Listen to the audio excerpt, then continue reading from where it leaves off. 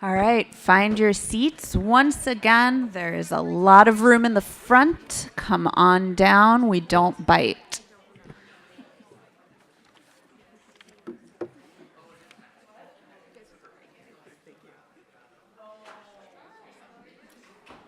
Okay. And it's 10:01, so even though some of us are still settling in, I'm going to get us started for the sake of efficiency and all of our listeners on live stream.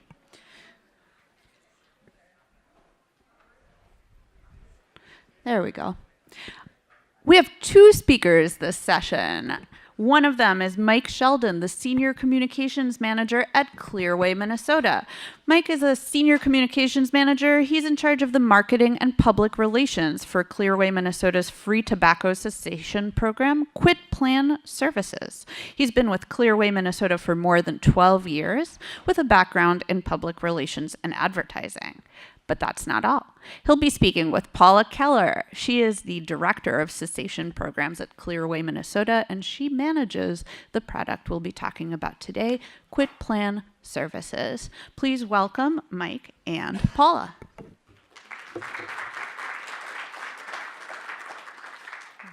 Great, thank you, Karen. Mike and I really appreciate having the opportunity today to talk with you about the formative research that we conducted to improve our program QUITPLAN Services. Today, we're going to cover a number of things, give you a few words about who we are and what we do, talk about why we decided to undergo our formative work to change what we were offering, talk a bit about the changes that we made and how the formative work that we conducted led to those changes. Talk about our media and promotions activity and again how the formative work helped guide that. Talk about some of the changes that we've seen and the impact of those changes and close with some lessons learned. Mike and I are going to be tag teaming today. I believe we'll have some time at the end if there are any questions. So let's start off about Clearway, Minnesota. How many of you have heard of our organization? Wow, a lot of you, great. Well, briefly, we're an independent, life-limited nonprofit organization here in Minneapolis, and our mission is to improve the health of all Minnesotans by reducing tobacco use and exposure to secondhand smoke through research, action, and collaboration. We were founded in 1998, and we are funded with 3% of Minnesota's tobacco settlement dollars. As Karen mentioned, the program we're going to be talking about today is QUITPLAN Services. We do a lot of other things as well, including research and public policy activities. And if you'd like to learn more about our entire spectrum of work, you can visit our website, www.clearwaymn.org. So let's step back a few years, and I'd like to share a little bit about our decisions to make changes to QUITPLAN Services. There were a number of reasons that drove these changes, but there were three that kind of rose to the top of the list. The first was how many people were coming to us for help quitting smoking. Here, the line in blue represents the people who are calling our toll-free number for help, and the green line represents people who are signing up for an online quit smoking program. You can see some definite spikes over time, but overall a declining trend, and that concerned us. And what was more concerning is that these declines were occurring in an environment where we had the resources to do very robust paid media campaigns promoting our services, but also there were state policy changes that we know from the research causes people to think about quitting smoking and to use services to quit. A second key reason was that we knew we needed to improve how we were using technology. We launched one of our programs, the QUITPLAN Helpline, in 2001, and our online program in 2003. And as Molly was saying, the way we've used technology is so different. These are the technologies people were using when we started our programs, but we had not thought about or taken the time to think about how we were offering and delivering services that really took advantage of the new mobile sphere. And last, we wanted to take a good hard look at what we were doing to make sure that we were meeting tobacco users' expectations.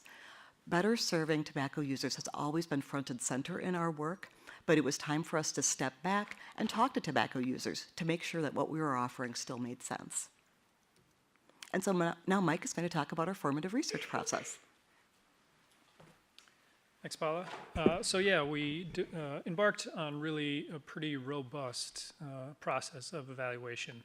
We really wanted to look at attitudes and use of tobacco from smokers, former smokers around the state, and to eventually use that information that we gleaned to both improve our services and to look at our overall marketing campaign as well.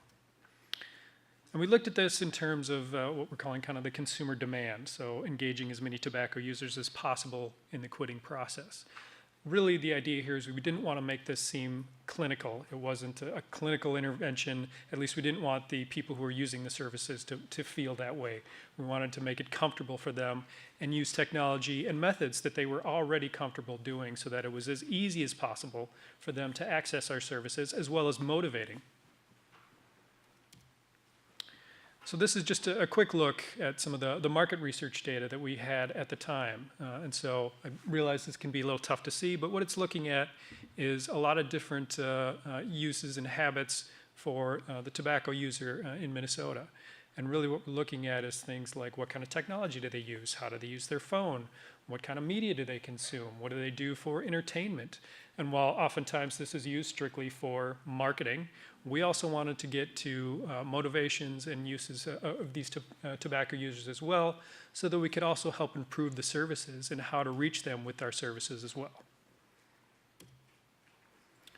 So one of the first things we did, and this was back in 2011, was looking at a scan of kind of the key literature, talking to experts, looking at the best science and the best practices at the time, as well as talking to other states and organizations that provided similar services, and really looking at kind of what worked best and what was most motivating for people to, the overall goal of helping them access services and motivating them to quit. In addition to that, we knew we needed to talk directly to tobacco users. Now, I don't want to put forth that we hadn't already done that, but we really wanted to make sure that this was a coordinated effort and one that was really a deep dive into attitudes and perceptions, both our own perceptions about what tobacco users wanted, as well as their perceptions and information about what they wanted to receive. So we did a two-phase approach here. We did some online communication with tobacco users, as well as focus groups, and these were with smokers mostly, smokers and former smokers. And we conducted these really with participants from around the state, so that we weren't just connecting with people from the metro area or just people from outstate. And we also managed to make sure that we had diversity both within age, gender, and ethnicity within these focus groups and online participants as well, to really make sure that we were getting a good diverse range of opinions. In terms of the online research, we conducted this in coordination with our advertising firm as well as a market research company called Culture Dig. And what they did is recruited our participants, again from around the state, and we asked them a number of different questions. And the idea here was that we were trying to get, again, to the perceptions and attitudes that they had. And so one of the examples we asked them was, what does it mean to be a smoker? And provide images that you would associate with being a smoker. And what we got here was a mix of, both the positive and the negative images. I mean, people talked about their, the social aspect of smoking and kind of how was their break for their day. But they also talked about certainly the negative piece of it and the health impacts and, the stress and the worry that it caused them and the issues with their family and all the other people who wanted them to quit. So it was helpful just to get some of this background information. Another piece too here, so playing Sherlock Holmes, how do you identify a non-smoker? And this is a little bit of the aspirational piece. What do people, specifically here smokers, think about non-smokers? How do they perceive them? And so again, a lot of the responses were things like, they have better relationships, they have better health, they have more money, they're more athletic. But it was, again, just that interesting nugget into how they think about non-smokers versus how they think about themselves. And looking at, so if you were abducted by aliens, where would I find evidence that you were a smoker? And here we're, getting to a little bit, again, perceptions, but also in terms of their attitudes.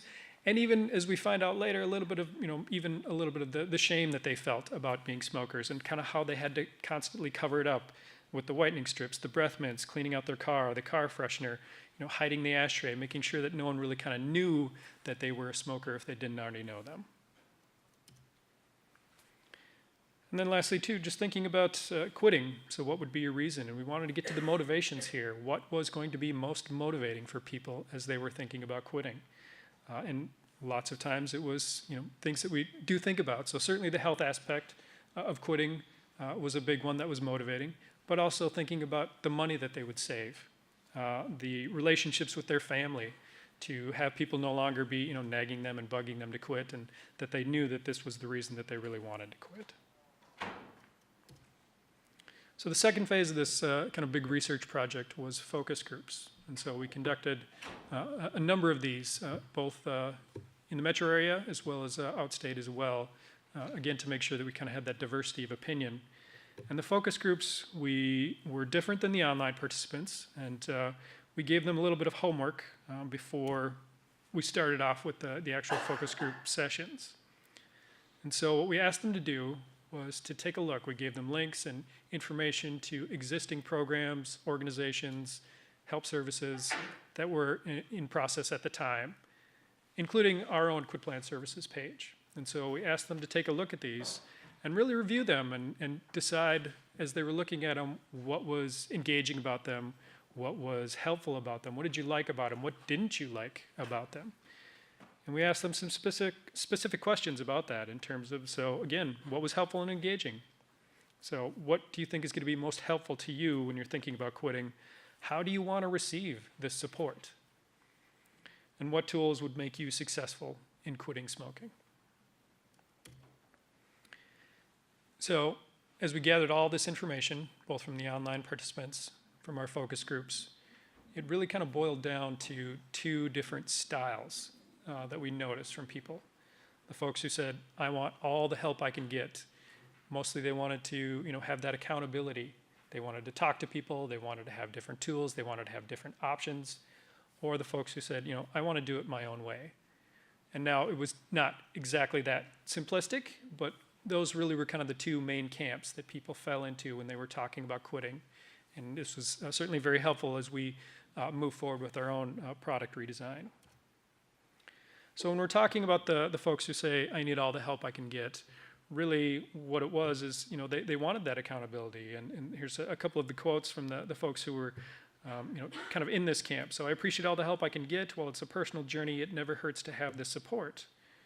Or things like, giving you the tools to help. The gum didn't work, or try the patch. And so if you need even more encouragement, you can jump online. And so it was important to know this information as we were designing our services and making sure that we had a variety of service options available for people who were kind of in this camp as well. In terms of the second quitting style, the folks who said, I want to do it my own way. Now, I want to be clear here, this doesn't mean that they wanted to quit cold turkey without any help at all. They may have considered that, but that's not what we would consider cold turkey. So lots of times they still wanted things like, I want to get, nicotine patches and gum, or I want to receive text messages, or I want to have a quit guide that I can do on my own. It was just that they weren't necessarily the ones who wanted to talk to someone. They didn't want to talk to a phone coach. They didn't want to have an email conversation with the phone coach. They wanted it to be more self-directed. So again, they still wanted some tools. They still wanted some help, but just more self-directed versus the other camp who really did want that personal and interactive support. So again, just some of our key findings. We wanted to meet smokers where they were in terms of accessing and helping them look at these services wherever they were already using technology. Reducing barriers to quitting.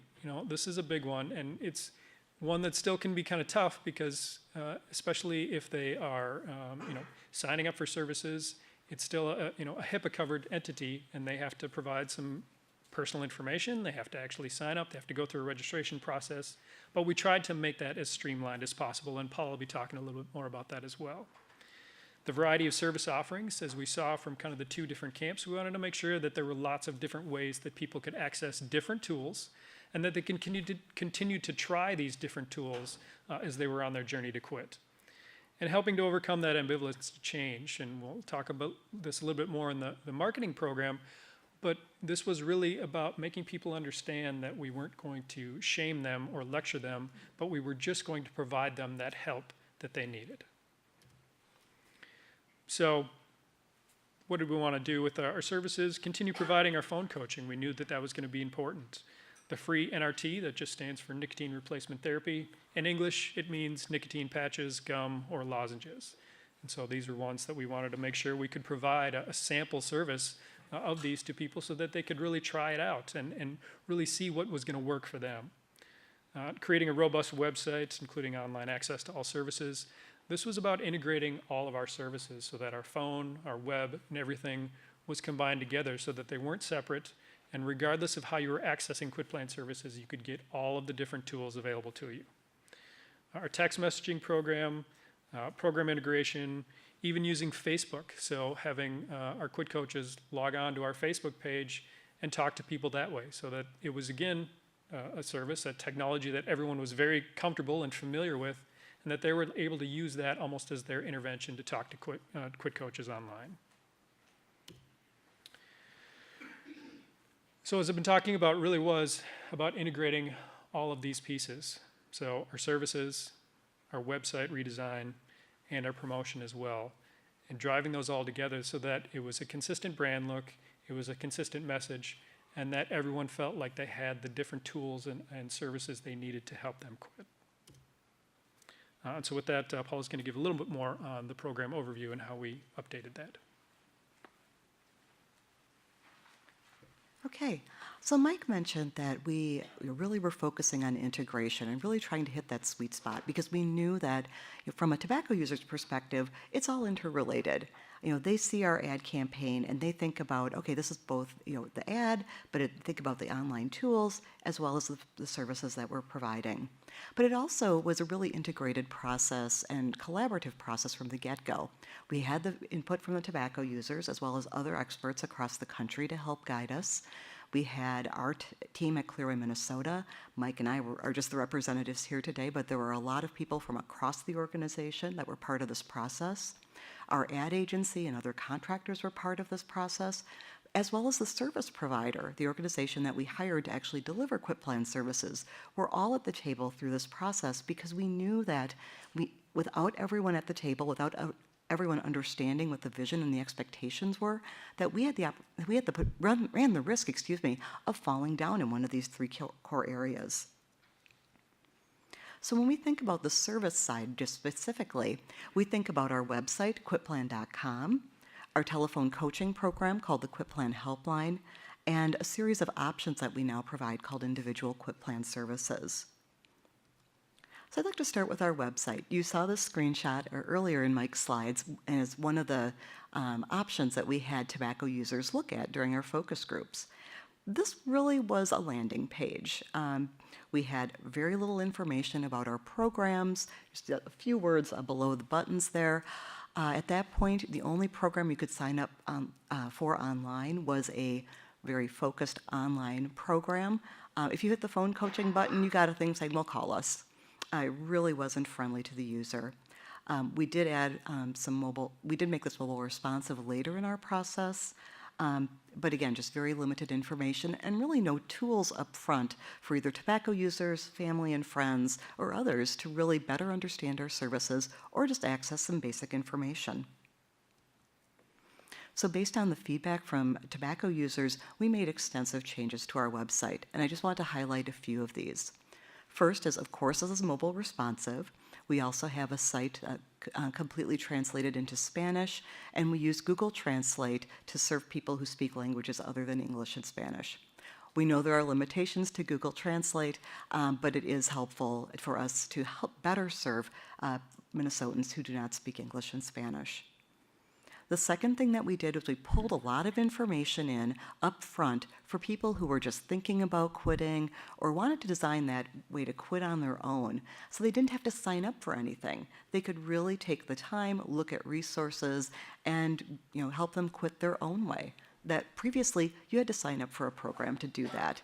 And again, in response to the formative research, that group that really wanted to quit their own way, we knew we needed to make this change.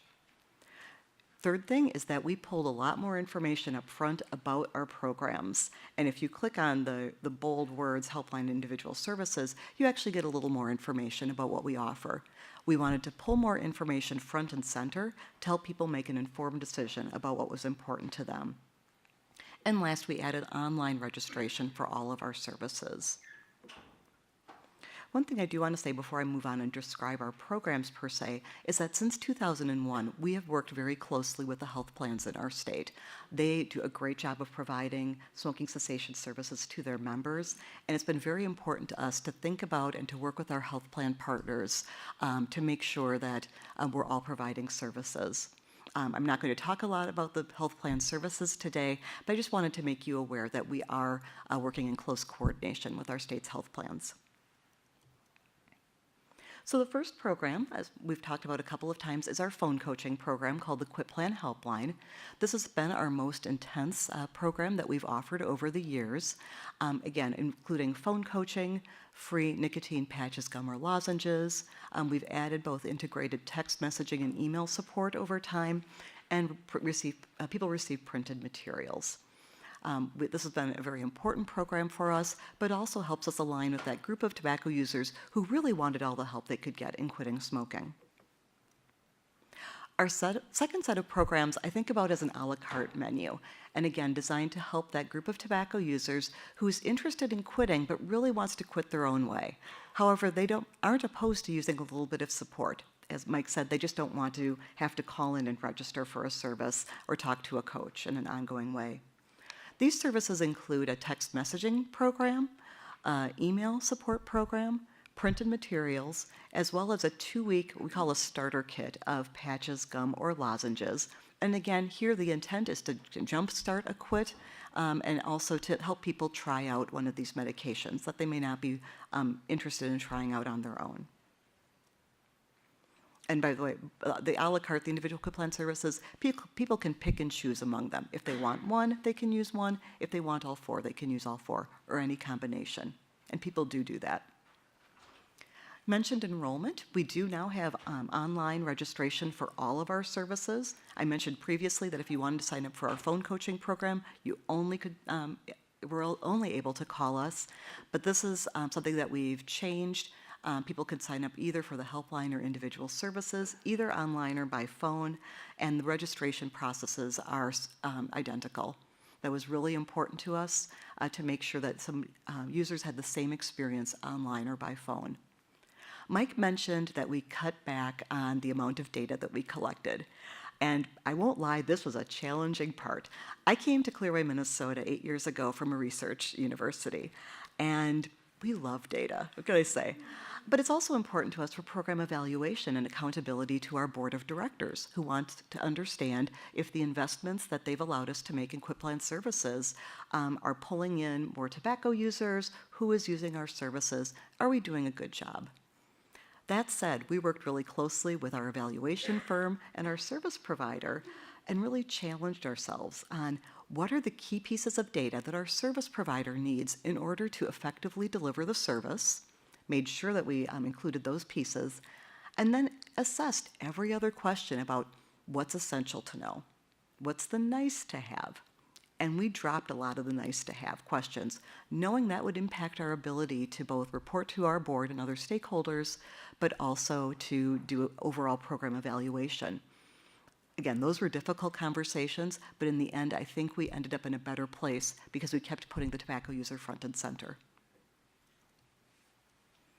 After you visit our website, if you decide that you want to click that sign up button and sign up, you then come to a landing page. And the purpose of this page is just to remind you of what the program is, what are the program components. You know, if you've been out on the website surfing around, you may have forgotten, but then we wanted to, again, provide that brief summary and then allow people to click that register button.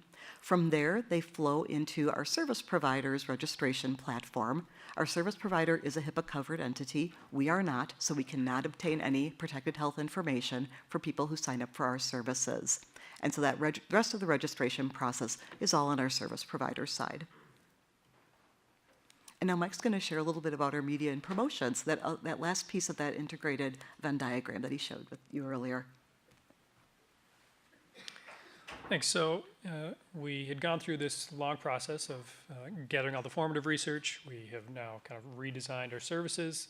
We also needed to make sure that our marketing, our promotions, our outreach was in line with that, and that it was going to accurately describe the new services, that it was also going to motivate people to use the services, but that it was in line with what we had talked about and that it was still in line with our brand. QUITPLAN Services has been around since 2001.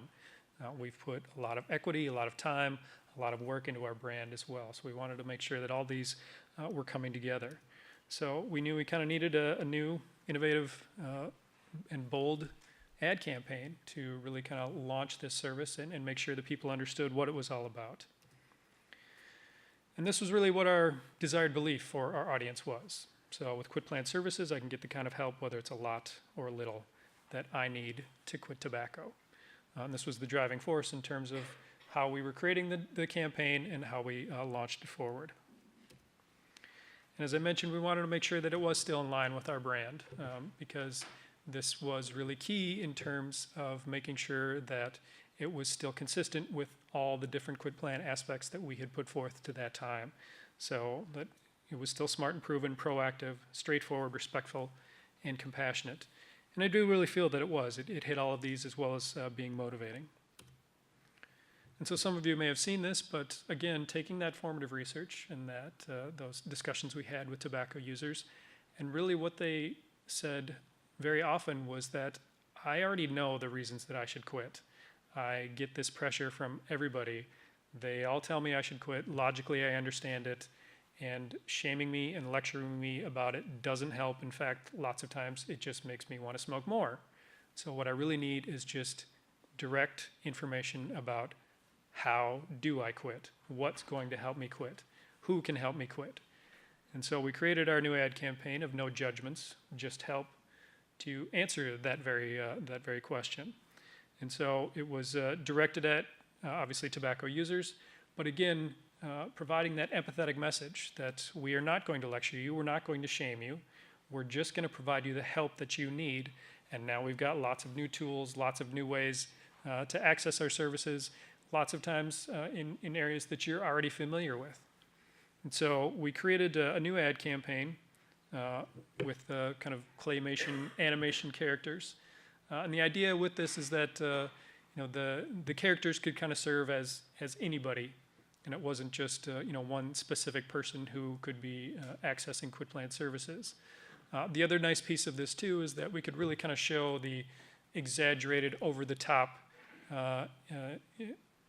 interactions that they were having with people who were non-smokers as well, and so that they could really feel the information about, okay, that's me. I can understand that because that's kind of how I feel when I'm out smoking. So our first spot was just our character called Wendall, who was experiencing that and then talking about the new services for QUITPLAN as well. So let's see if I can get this to play.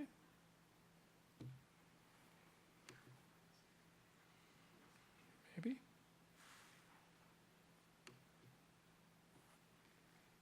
Oh, well, shoot.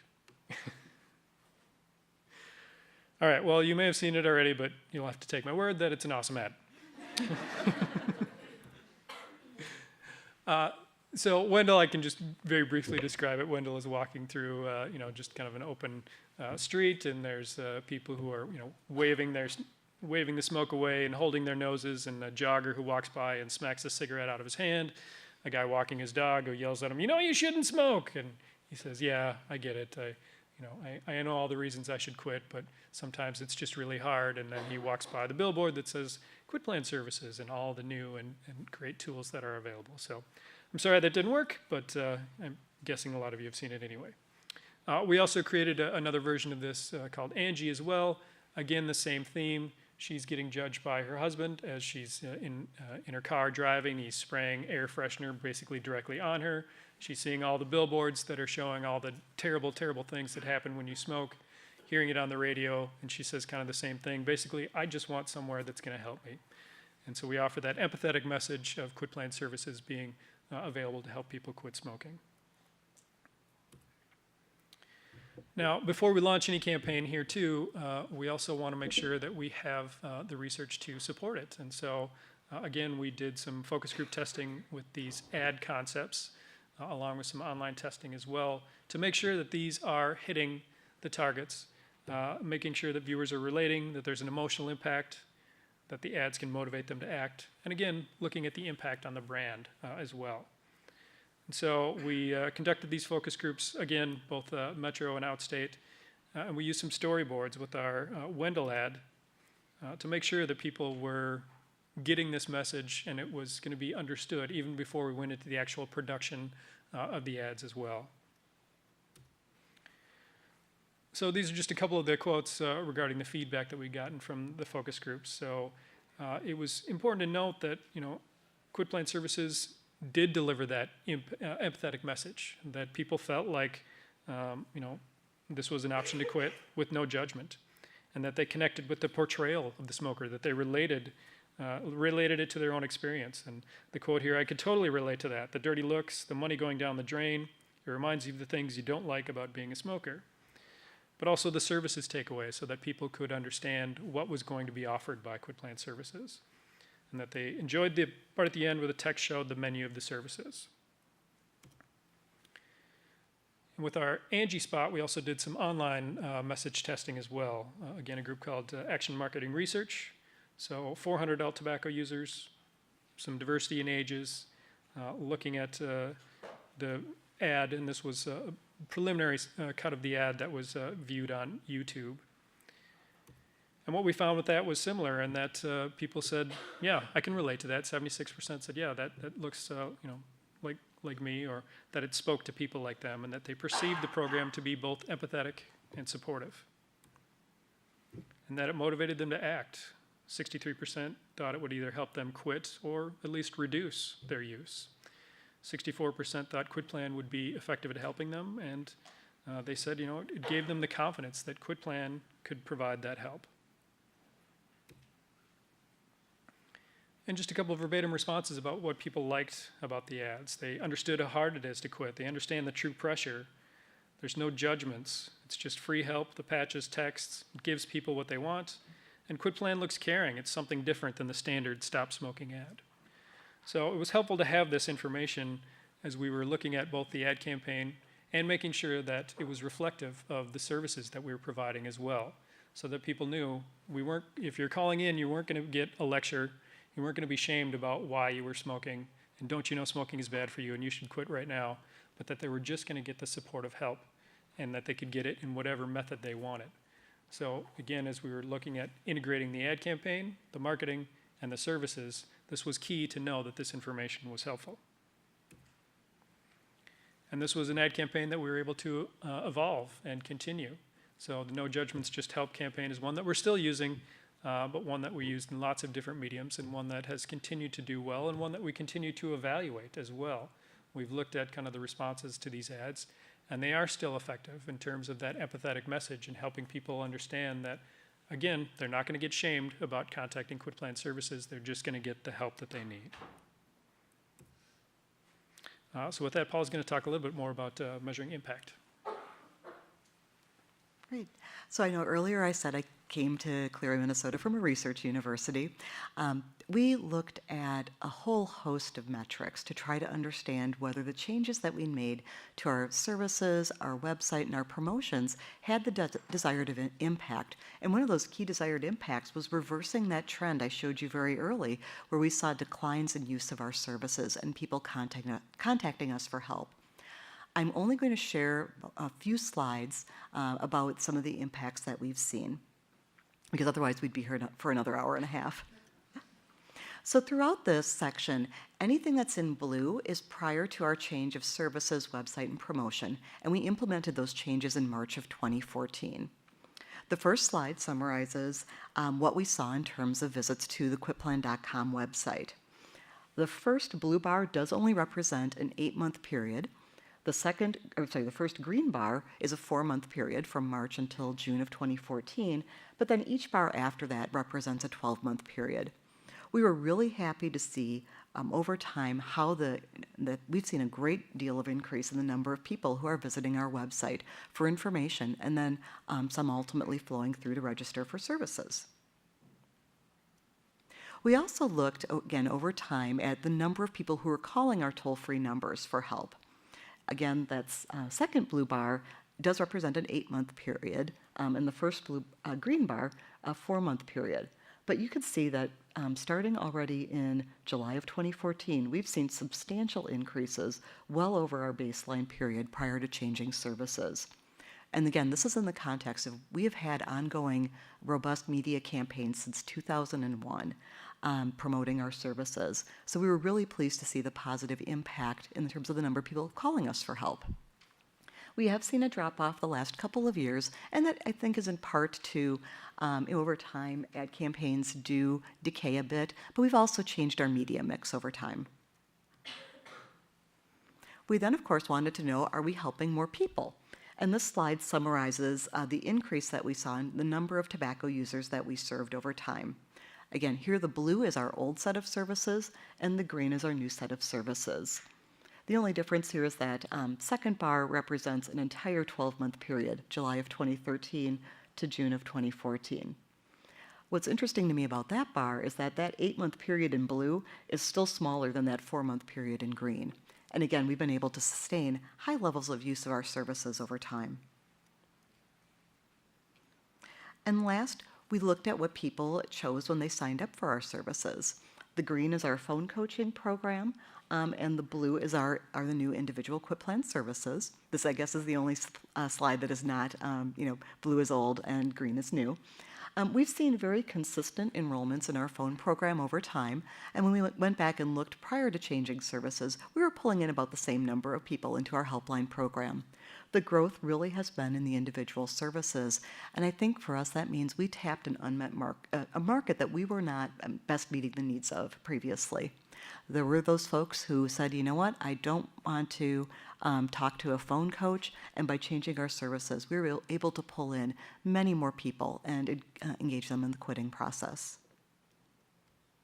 So Mike will wrap up with some of our key lessons learned through this work. So we've talked about a lot of this already, but just in terms of kind of the wrap up here in terms of what we learned, and it was a number of different things, but first and foremost was listening to what smokers want and respecting their individual quitting styles. We gleaned this information from our formative research, from our online research, but then we're able to move that forward with both the service delivery as well as our marketing and outreach as well, and making sure that they understood all of the different services that were available. In meeting smokers where they are, and I mean this in a couple of different ways, both meeting them where they were already using technology, where they're already comfortable using that technology, but also meeting them wherever they were in the quitting process. And I'll talk a little bit more about that too. Reducing barriers to quitting, we've touched on that. The variety of service offerings and technology, and then helping overcome that ambivalence to change. Now, when we're talking about meeting them where they are, this stages of change graphic is just kind of indicative of people who are quitting smoking, and that they can be anywhere from I'm thinking about quitting smoking to I have already quit and I just need some help staying quit. So prior to the service redesign, we really was just people who were ready to quit, were ready to set their quit date and move forward from there. After the service redesign, we were able to help people really kind of in any stage of the process because we had a lot more information up front, because they could access lots of different tools, information, even without registering. They could just take a quiz to see how ready they were to quit. They could calculate how much money they would save by quitting. They could read up on medications. They could do lots of different things online that they wouldn't be able to do before, but we were able to access that service regardless of how ready they were to quit at that moment. We talked about reducing the barriers to quitting, and Paula talked about the gleaning that we had done in terms of making sure that we weren't overloading people with questions in terms of registration. But not only that, beyond just the registration piece, it was really just making it as easy for people to access the services, so that it was integrated between both the online and the phone coaching program, as well as just having that information upfront and available however people wanted to access it. So if they were online, they could find out everything they wanted to know. If they called QUITPLAN services, they could still get all the different tools as well. And the variety of service offerings, as we saw from the people in the different quitting styles, making sure that there were lots of different ways that they could access those tools and that they could pick and choose whichever ones they wanted to use. I want to use text messaging and the nicotine replacement therapy. Okay, that maybe didn't work the best for me, so now I want to enroll in the phone coaching program. And they have the opportunity and the ability to use more than one of these services at different times throughout the year, and so that they can even come back and use QUITPLAN services if they were not successful the first time. We wanted to keep re-engaging people so that they knew that they could continue to use the services and that they would always be available for them.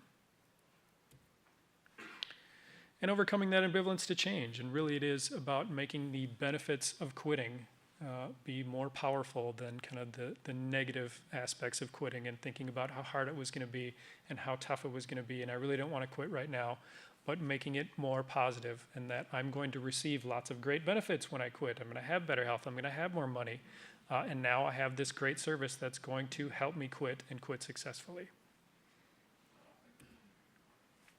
And ultimately, it was all about remembering our goal, and that we are here to provide that free support and free help to any Minnesotan who wants to quit tobacco, quit smoking. And so I was always looking at kind of that end user in mind, and how can we provide that best service to them overall. Thank you.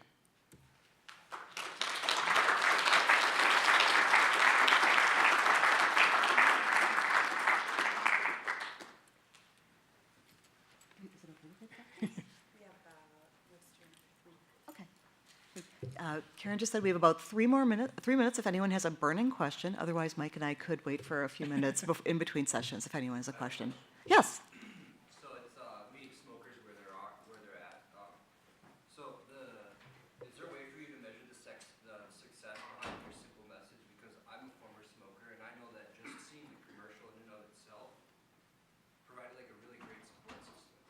And I'm just wondering, like, I want to know if there's a place, or what place, positive propaganda, or just kind of being there. Like, so you guys have done a really good job quantifying it, but I'm like really curious to know if there's any eyes into like the diminishing user bases, like means success. Like when you have less smokers, you're successful. I mean, could you just explore that a little bit? Well, I mean, so in addition to QUITPLAN services, we do research overall through Clearway, Minnesota. And so one of the things that we do look at is just exactly that. I mean, the number of smokers, tobacco users in Minnesota. And so we absolutely have seen the decline in that. It also, presents not necessarily the problem, but the issue of how do we reach remaining smokers, what message is most effective for them, it tends to be into, getting into making sure that we're getting into all the different populations and providing that service that's available for everyone who wants to quit. I don't know if that's quite getting to the answer of your question, but yeah, I mean, as we see, the diminishing numbers of smokers, it does become a little bit harder to reach smokers as well. Yeah. Thank you. Sure. Yes. You studied how effective the different new techniques that you're offering are working, both in both short-term and long-term? Yes, we do. Thank you for speaking to my researchy heart. We do periodic, what we call outcome evaluations, where we take samples of people who are used our services and we follow them up 7 months after enrollment. That's a standard in the field around telephone quit lines. So we adhere to the standard that's been set out by the North American Quit Line Consortium for this type of evaluation. We've seen really robust quit rates. Our most recent one was just under 30% for our phone coaching program and about 27% for the set of individual services. And when we looked at statistical significance, there was not a statistical significant difference between the groups. When you look at the literature, the quit rates that we're seeing for our phone coaching program are in line with what the literature says. There's really not a literature base around evaluations of the individual services. There are other states that have decided to implement this type of service model, and they're seeing similar patterns as well.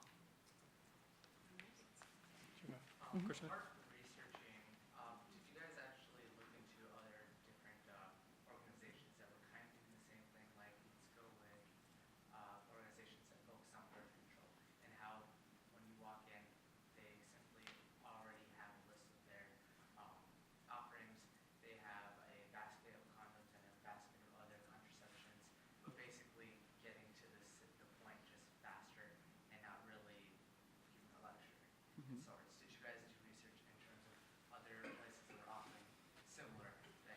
Yeah, and part of that was when we talked about the formative research, kind of the original lit review, and just talking to other organizations. It wasn't just kind of the stop smoking cessation services. It was really kind of any kind of health delivery service that we looked at. So I don't know that we looked exactly at that example, but we did certainly look at other health delivery services, and just looking at what was going to be again most effective, most motivating, as well as now not having any kind of that shaming or lecturing aspect to it. Yep.